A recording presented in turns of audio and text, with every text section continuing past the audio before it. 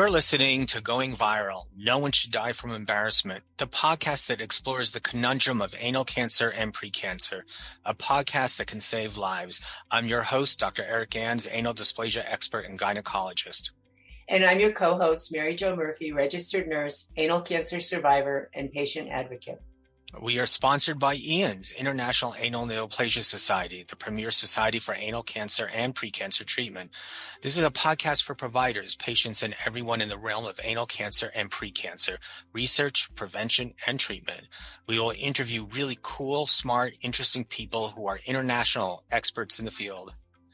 And we will have deep, heart-to-heart conversations with patients, providers, advocates, and everyone in between. We're going to talk about your bottom and the bottom line.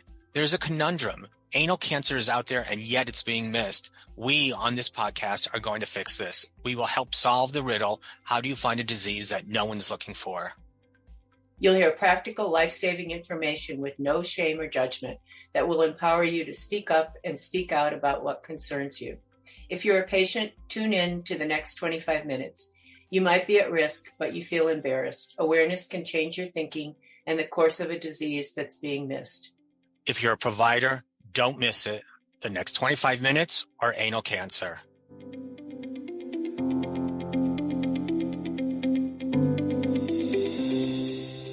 I want to welcome everybody to our podcast. I guess it's this afternoon for those who are on the East Coast, and the morning who are those who are on the West Coast, and all over the world who are listening.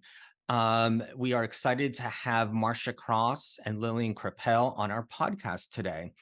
Lillian Kreppel is a public speaker, entrepreneur, successful marketing strategist, and a public relations expert. Marcia Cross, yeah, sorry. yeah.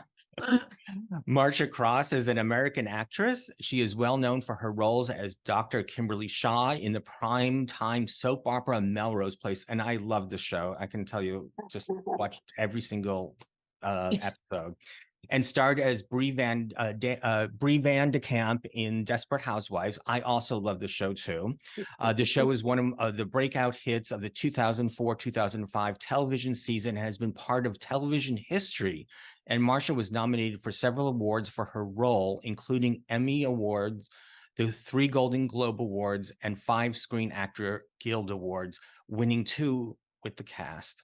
So together, they founded the HPV Cancer Alliance in 2019, whose mission is to empower individuals with knowledge about the health and lifestyle impact of HPV infection and embolden them to take the necessary action to prevent and treat the virus and eliminate its consequences. So let's all welcome Lillian and Marcia. And how are you both today? How are you guys doing? I couldn't be better. I'm fantastic. Feeling great. Lillian? I'm doing great. I'm doing great. I feel fortunate to be alive, considering that both Marcia and I, to this day, are still getting calls. We're both very active with patients that reach out to us, and I feel lucky that I'm alive. The care that I was given, considering patients who end up with HPV related cancers like ours, anal cancer, may not be as lucky. I hear that. Lillian, can you tell us how the HPV Cancers Alliance came to be? Marcia's described you as, quote, the brains behind the organization. Well, the reason it came to be was because when I was diagnosed with anal cancer, I mean, just to make a long story kind of short, I knew something was wrong. And I went to my gynecologist who I really liked and I was going to for years. And because I had some symptoms, I had blood, and she said that I was fine. She gave me a rectal exam and said I was fine. And I said, I'm not fine. And I went to someone else and they caught it. And that what she may have thought was a hemorrhoid was actually a stage 2 tumor. When I went back to her and said, I didn't even say you missed it. I said, hey, this was missed. And her answer was, it's not my area. And I didn't like the answer. Wow. I didn't like the answer. Wow. But what I found out was that is the answer. And I used to think, wow, the New York doctors, they're on top of it. And the doctors out in small towns, they're not. Because the doctor on the GYN on Lexington Avenue, New York versus the doctor on Fifth Avenue, nobody's on the same page with their screening. And this is something that could be so avoided, and like nobody should ever die from HPV. So rather than being embarrassed and not wanting to talk about it, I actually leaned in, and because I was like, wow, what am I doing with this? I'm healthy. What? I was like Right. crazy when the doctor said you have cancer. And I was like, what? Like, I don't even know if I got upset at that moment because I was in disbelief. Yeah. But then when he said it was treatable, I went with that and I went forward. Okay, treatable. But I have to tell you, I was on a mission after talking to so many people, learning more about anal cancer, finding the Anal Cancer Foundation, who knew there was such a thing, that I was like, we have to do something about this. This is pretty damn big. Sorry about my cursing. Pretty big. It's okay. That this is pretty big. And like, we're all walking around with this virus and we don't know it. And so we have to do something about it. So we're all doing something now, actually, being here today, and your group and IANS and the Anal Cancer Foundation, the Farrah Fawcett Foundation. I think there's hope that people are noticing it. Yeah.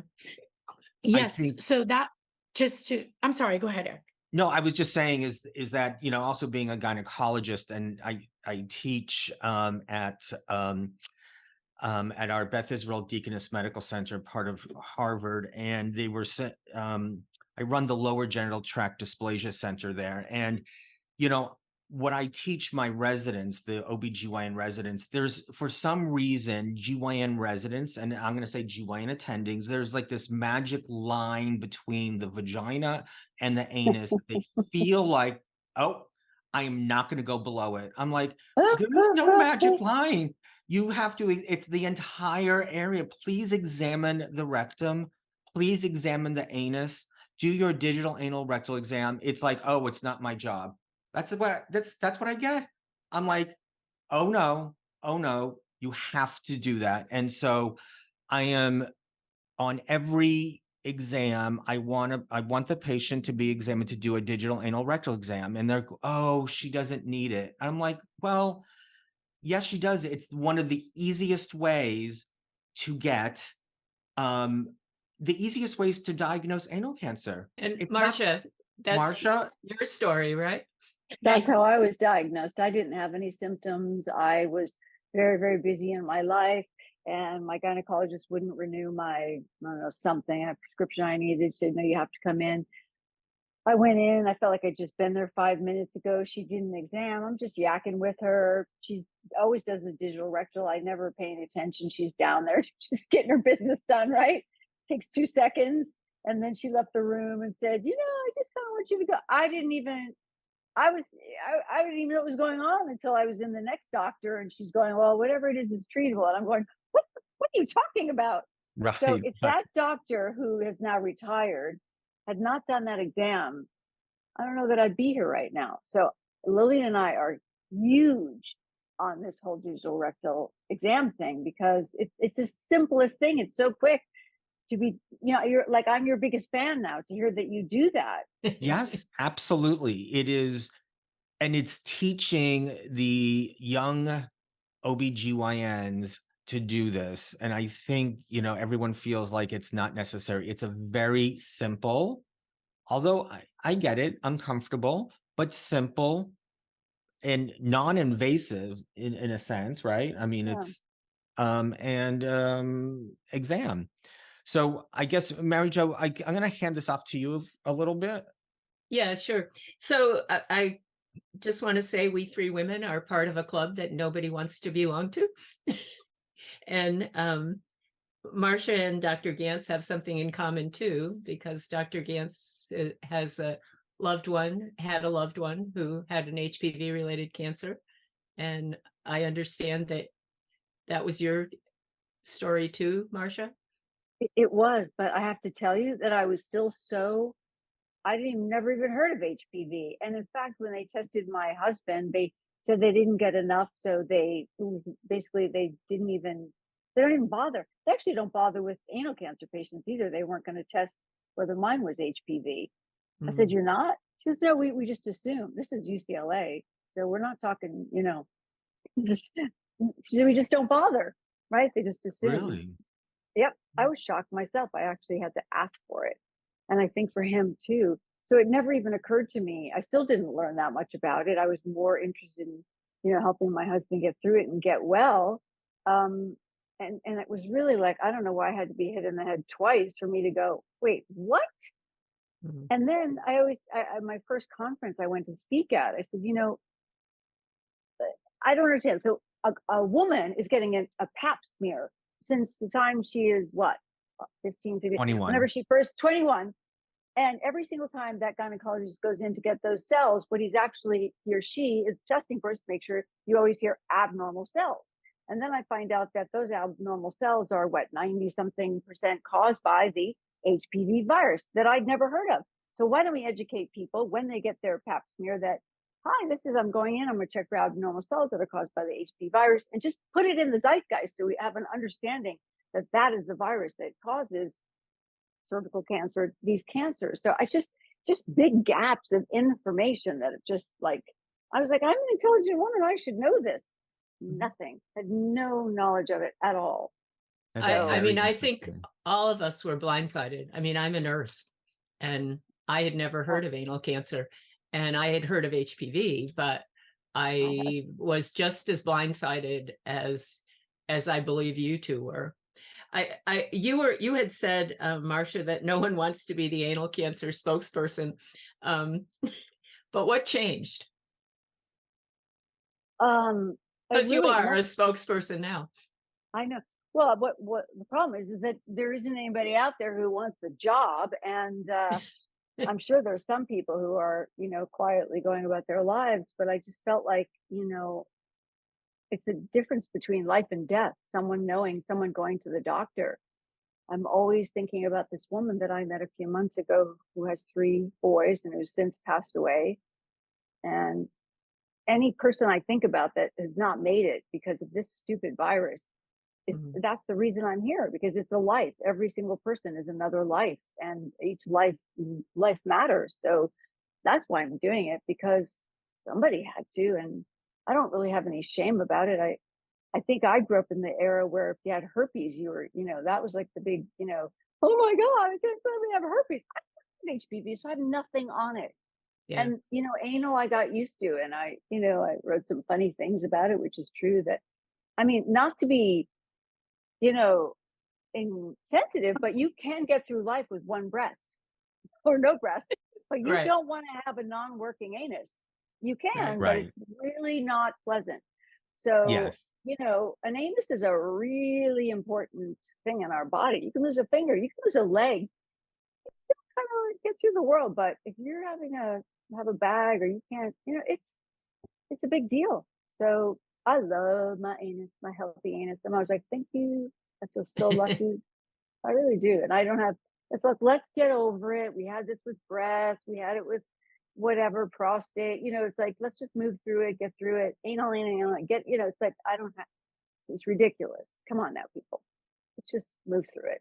So why do you think that is, that there's so much shame? And it's not just in the United States, it's all over the world. Well, that's because it's where our, refuse or whatever comes Yeah. out. It's where we expel, but we don't honor the process of what it actually does, which is, it's the end of an incredible thing as humans, that we can process nutrients and whatever out of whatever we take in, and then, it expels the rest. And, I think that's part of our thing of, asshole, shitty. It's all negative. But, Right. so what? Can I ask a question? Oh, sure. Can I ask? Jump in, Liz.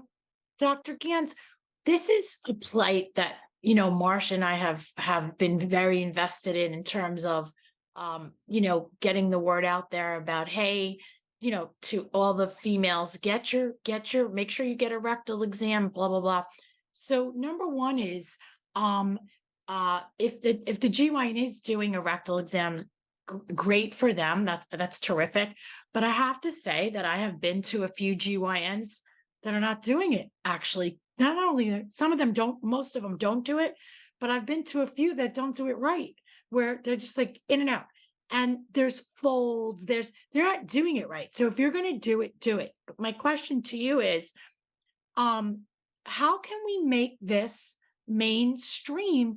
And I know that, like, is it ACOG that makes it This is a good a question. guideline? And they I think they need data. Like, what is it that Yes. what we can get the bullhorn out so that everybody's on the same page? And if doctor, you don't want to do it, then maybe you shouldn't be in that field, because that one little miss can turn into the difference between life and death.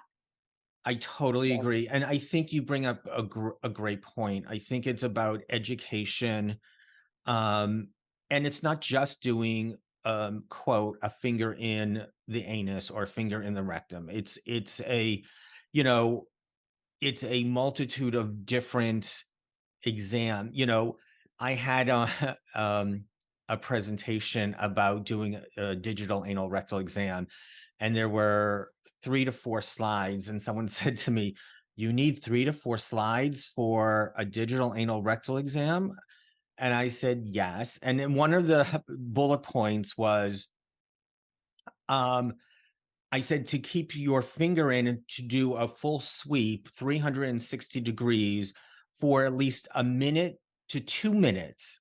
And someone raised their hand in the audience and says, "Well, that's a very long time. No one's going to tolerate that." And I'm like, well, they may not tolerate it, but I think they will. They'll tolerate it if you do it appropriately. You have to think about it. The folds you're exactly right, Lillian. There are a lot of folds in the anus that people miss, and you could easily miss an anal cancer, an anal mass, something that you would want to biopsy. So I think you're totally right. And yes, ACOG is the correct place to go for it. And I was recently lectured at the ASCCP conference, which is the American Society of Cervical and Colposcopic Pathology. And they had, I gave a lecture with some of my colleagues on the conundrum of anal cancer screening for the OBGYN. It's interesting that, What's the conundrum? the conundrum is that people feel that anal cancer is this, if you ask the general population, oh, it's a gay man's disease, or it's something that is not. But if you actually look at the numbers, it's a woman's disease. And people really are not. I mean, if you look at all the push right now, it's all about HIV positive gay men, and really, if you are men who have sex with men, I should say, and you should really think about it, the prevalence of it is really, cisgender women. And we really need to focus on that. 60 to 70% of all anal cancers are cisgender women. And Well, and many of them are older women, and that is precisely when the insurance companies start to tell them that they don't need to go to their gynecologist anymore. That's and correct. I discussed this with my gynecologist, who discovered, I should say her name all the time, Dr. Nancy Goldman. And it's a money game. They're like, yeah, we can lose a few. We don't want to pay for this. Let's tell them all. Isn't that crazy? It just blew my mind. But here's my question to you: why is ACOG so on board? It's really, we thought if we got to ACOG, we could change the world. No, they were like, it was like this wall went up when we brought it up. And I was like, I think something's going on here. Can you explain it to me? Because you could just feel the room get thick. We were on a Zoom call and you could feel it get thick. So I'm still confused. Is it like, it's like money? They don't want to be responsible. I don't know. I don't know. I wish I could sort of knock on their doors at ACOG and sort of ask them. But I don't know. I think it's a great point, and they really need to get on board because it is a woman's disease. It's something that needs to be addressed. And the HPV Cancers Alliance will be, and other groups like yours will push forward and help change that for ACOG and other organizations to make it happen. Yeah, because it's not going to come from the inside. That's what we're realizing. Right. Because to them, it's like, oh, it's one more thing. Yeah. Right. Because you're saying you could knock on the door ACOG. Well, we did knock on the door. It doesn't matter. You can knock and knock, but they're like going to go blank. Right. It's just like, ooh. They Well, said and- they needed data. I'm sorry, go ahead. No, I was going to say, and have podcasts like this and more information out there. And having data, well, I mean, they're getting more data. I think the Anchor study was a great study to come out showing that That's what I was going to say. yeah, Yeah. the treatment of high-grade precancerous lesions does work. I think that was a huge step in the right direction, and hopefully we'll be getting more data out of that study to come. But yeah, I mean, And I guess I think all women, especially middle-aged, postmenopausal women, need to speak up and advocate for themselves. Those of us who have had it, give it a face. It's not the face of a gay man only. Right. It's the face. It's our face. Also, this Right. thing And- about and- can I say 2 minutes Yeah, in the yeah. anus or whatever? I don't know if mine took 2 minutes, but whatever. You're laying in there. You're on the table. Your legs are wide open. They've already been up your vagina. They've stuck a metal thing up there. You're already like, cold gel, whatever. 2 more minutes to like lube your finger and go around your anus. And let's face it, most women have had babies coming out down there. Like all kinds of stuff is going on down there. It's not like they've Right. never touched their vagina. Like it's like it's like who's the screaming one? I mean, because it's like talk about it and tell them this is important, just as important to getting a pap smear. It'll take me 2 minutes. Just what they always say to you: relax, and then 2 seconds later, it's over. Right. I don't know. I just don't I understand. think, and thank God your gynecologist, Marcia, did it. And right? Yeah. I I mean, she's a Yes. woman. Maybe it's different if a man does it. I don't know. Does it Uh, matter? I'd rather I be think alive, it's- whoever I does think it. it's training. I think it's training, and I Right. think it's who owns that area. And I think we're moving in a direction where first of all, as a woman, we own it. So let's talk about it. And I like then that. as a doctor, the gynecologists need to own it too, as well as other groups. When patients are saying what they need, Yeah. you need to keep Yeah. pushing.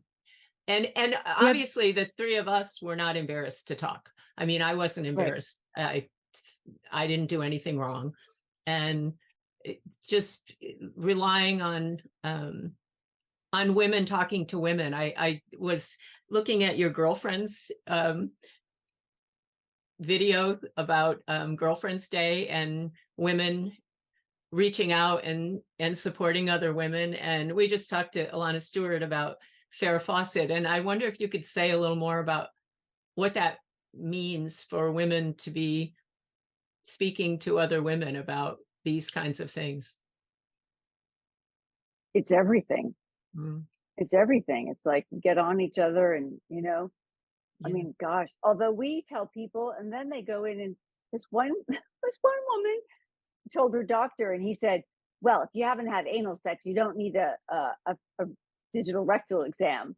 Now, this poor girl, if she did have anal sex, he's obviously shaming her. If she didn't, and I mean, it was like she was boxed in, and this is a doctor, a male doctor. Right.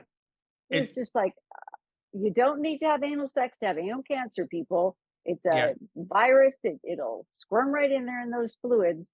Yep. I have to tell So you.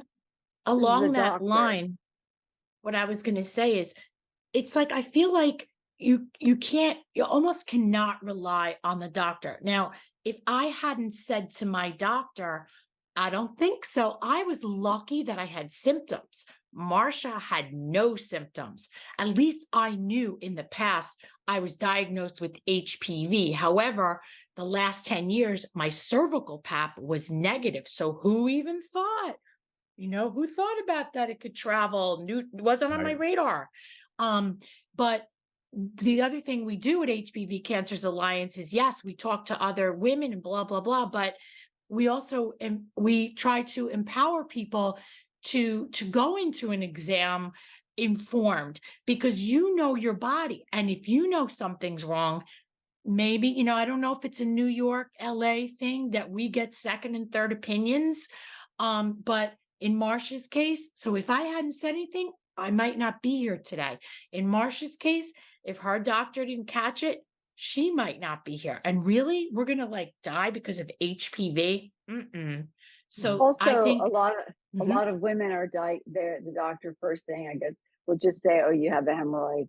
And then what happens is, most people, to get another appointment, how long do they have to wait, right? Right. It's that. And so Mhm. you can't just say it's a hemorrhoid and not follow up. It's like, I don't know, 2 weeks later, you need to check in. If you know what I'm saying? Because so many people have been misdiagnosed, or they don't want to bother, they don't want to go look down there. Whatever it is, it's a hemorrhoid. Easy, get out of my office, or here's Yeah. get some whatever. And then they die of cancer. Oh, come on. This Yeah. is not acceptable. Yeah. When is a hemorrhoid not a hemorrhoid? Yeah, When it's Dr. bigger. Gans, what can we talk, we talk, we talk, we Yeah. talk. We've been Let's talking get for him to 6 talk. years. What can we do? Do we have to do a march in Washington that says, I stick your finger in my butt? Like, what do we have to, what well, can we do? You're already there. What can we do together to bring, what can we do to really highlight this? well, I think little things like this, what we're doing today, is a start, is a beginning. And I think we're gonna have to change the attitude of how people, and I think Marcia, you made a great point. The anus has a perception problem in the world, right? I mean, it's not a very if someone said, "Oh, I had lung cancer," or "I had breast cancer," or "I had something like that," but once you say you have anal cancer, it's like my sister-in-law who passed away over 10 years ago from anal cancer. My brother Oh, says Hmm. colon cancer, and I tell my brother, Brian, it's not colon, it's anal cancer. Yeah, I know. But it's this concept of a perception in our society that the organ, and like you said, it has a perception problem. I think we need to change that. And I think it's just the beginning. Uh, I b- I think we can go on and talk and talk and talk. We're getting to the end of our podcast, and I would love to continue talking to both of you. You are amazing, amazing women who have Hmm. actually been through a lot. And I want to well, say, what's really funny is now we've been talking so much. Now we just get right to it. We might have been gingerly at the beginning, and now we're just like, "What's the matter?" Whoa, we're just like probably started off very kind, like, "Hi, ACOG, what would you think of?" Now it's like, "What the hell is going on?" Yeah. Right? Yeah. No, yes, we've yes. certainly changed. We have changed. We thought we Well, could just solve it. If Yeah. you so ever want to partner, or if you think any Yes. type of initiative, we will put our cheerleading outfits on and bring our oh, pom that's so poms and wonderful. pinatas. Well, Because I do thank have an you. ass pinata, and I'd like to do something, whether it's a march. Why the hell not? Let's get this done. This is wonderful, and I really, Yeah. really appreciate it. Mary Jo and I really appreciate your time and your effort on this podcast and your work at the HPV Cancer Alliance. So I want to say thank you to everybody who's listening. Um, I guess here in the United States and hopefully around the world. And I want to say thank you again. For those, again, I just want to remind everybody, the Going Viral No One Should Die from Embarrassment podcast is sponsored by IANS, the International Anal Neoplasia Society. And for those who are patients, advocates, or providers and want to get involved in IANS, please go to our website, www.iansociety.org, and it's IANSOCIETY.org. And again, thank you very much for a great. Dr. Gans, Yeah. you know you're in trouble. You probably shouldn't have met us because we are going to be hounding you. You're going to be I our would guy. love that. I would love that. Right, Lil? You're already on speed dial. Yeah. Okay. Thank you. Thank I you would love so that. much for doing right. this. Thank And you thank so you. much. Thank Thank you, you. Mary Jo. All you Thank do, you. all- Thanks, yeah. Marcia. Thanks, you guys. Okay. Okay. Bye. Bye. Have Bye a good now. day. Bye.